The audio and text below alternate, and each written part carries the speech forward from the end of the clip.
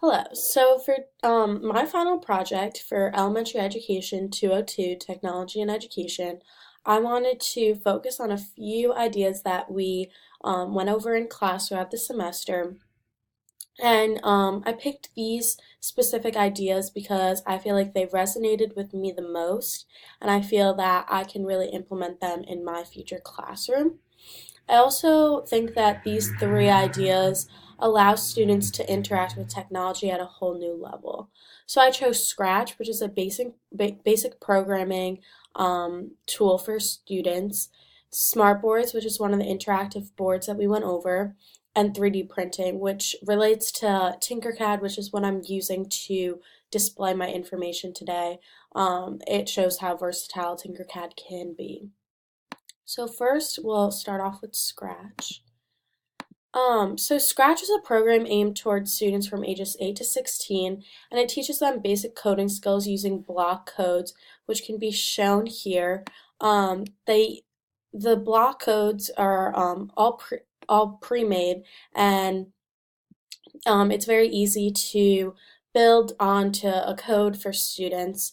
So I really like how it can be adapted to all different skill levels.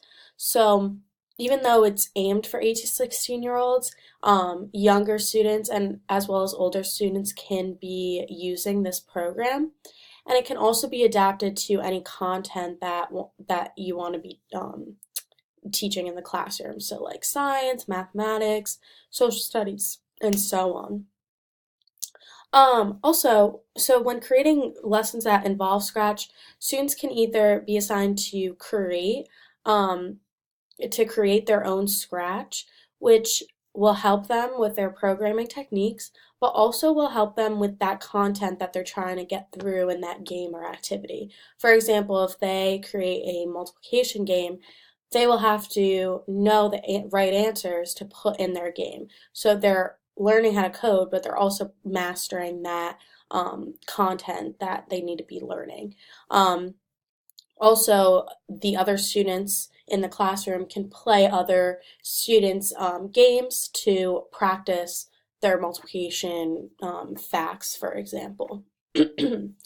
Also, going off that, I feel that getting students to program at a young age is really essential for them because coding is an extremely important part of literacy in today's society.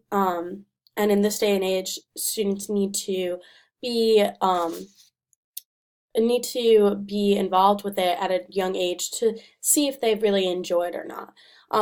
I know that for me, I worked with Scratch in middle school for a little bit, for a brief like unit, and right away I kind of really enjoyed it. So that brought me to want to take a higher level coding class in high school. But if I never had the opportunity by using Scratch, I don't know if I would ever take that class. So for me, I want to be able to have my future students be able to experience programs like Scratch so they'll be able to know if it's something that they enjoy or not. Also on Scratch, I really like how um, you can go to Scratch um, and you can explore different scratches that have been made by either professionals or teachers or students. So, for example, if you type in multiplication, you can see multiplication games. So you can either have the students practice on like their multiplication facts on Scratch, or even as a teacher or a student, they can go inside one of these games and see how this game was coded. Um, let's see. So the student will be able to see the actual code, and that will help them um, design their own project. All right. So for smartboards, um, so smartboards are an interactive tool that can be very versatile in the classroom as well. Um, Smartboards are one of the tools that you can be it can be as interactive as you want. Some teachers don't use smartboards to their full interactive potential, and they use them as a merely like electronic dry erase board. However, if teachers do use them as interactive boards, they can be a really helpful tool in the classroom. Um, so I really, studies have shown that student interest appeared highest in those sessions that were interactive and involved gameplay or creative creative activities such as songs, skits, and artwork. So that kind of shows how if a teacher utilizes the interactive features that smartboards have to offer, their students will be more engaged than just using it as a dry erase board. Um, some interactive features that Smartboard offers is through the notebook program. So you can use Shout It Out, which is kind of like a Kahoot feature. You can use drag and drop, mix and match, and fill in the blank, or just a few examples that you can use in your notebook presentations. In your notebook presentations, it's really easy for teachers um, to include any lesson content that they want. They can use notebook presentations for mathematics, science, social studies, anything that is being taught would be appropriate for notebook presentations. Um, and if a teacher does need some idea for a lesson created on Notebook, they can actually go to smartexchange.com and they can search, just like the Explore feature in Scratch. A teacher can explore Smart Exchange to see other teachers' notebook lessons. So they can open it in Smart Notebook Express or download it to if they have the notebook software. And they can either edit or keep it the same, but usually teachers will need to edit to adapt to their individual classroom's needs. And they can change it, and then they'll have some like basis to go off of, which I really like having that option for smartboards. Um, and also, what's a really good feature on Smart Exchanges is if you don't have the Smart Notebook or the Notebook software, you can do basic edits in Smart Notebook Express. So going back to how it kind of depends on how the teacher is using the smartboard. I really noticed in my placement, my mentor teacher had a smartboard, as did like all the second grade teachers in my school did. And I noticed that she didn't really use it as an interactive tool. She used it as a dry erase board. And I really felt like the students were not as engaged as they could have been. So I really see that as something that I really want to have in my classroom, and I think that I will try and use the interactive tools that smartboards have to offer in my future classroom. All right, so going on to 3D printing. 3D printing is a very new technology advancement that can be used in many ways in the classroom. So just for example, I used Tinkercad to display my information today, but Tinkercad is used to build and create what you want to be 3D printed. So Tinkercad is a free online collection of software tools that help people all over the world to think, create, and make.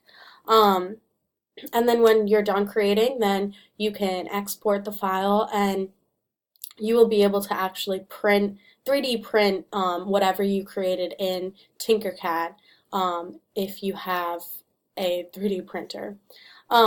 So why 3D printing is becoming so big in schools now is because a few years ago when they first came out, they were very obsolete. Like everyone knew what 3D printing was, but you would hear it and you would be like, "Oh, like who has a 3D printer?" But now, many school districts at least have accessibility or have an actual 3D printer in their district.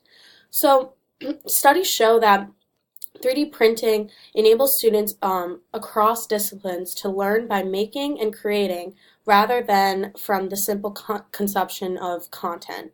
Hands-on learning has become an integral part of the curriculum. So it just shows how, building off of the, once standard curriculum, basic ideas to something that is very, highly innovative can really benefit students in their learning. And, studies show that 3D printers turn students into thinkers, designers, and builders, which are the kinds of disciplines that form the heart of higher education in the 21st century. So it kind of shows how 3D printing is so essential for students to be prepared for the real world. It really, for us teachers, 3D printing is a good way for students to have projects. Um, it really shows them the building process. So like they have to like build ideas first. They have to create a prototype. They might have to keep on going back and forth and trial and error to see what works and what doesn't. And that really is really important for future endeavors. Um, Not only do school districts usually have one, but sometimes they have one in a makerspace. So a makerspace is something that we went over in class throughout the semester that really stood out to me as well. It's an area where you can find 3D printing, a lot of technology that isn't really inside the classroom, so like robotics and stuff like that. And I think makerspaces are really beneficial for students because of its ability to bring aspects of the education that isn't usually found in the traditional classroom. Um, and it really shows that makerspaces help students feel encouraged and equipped to begin a career in technology. So there's so many technology careers out there that I really think that makerspaces really let students be exposed to this idea of technology, so they'll be ready for these careers. All right.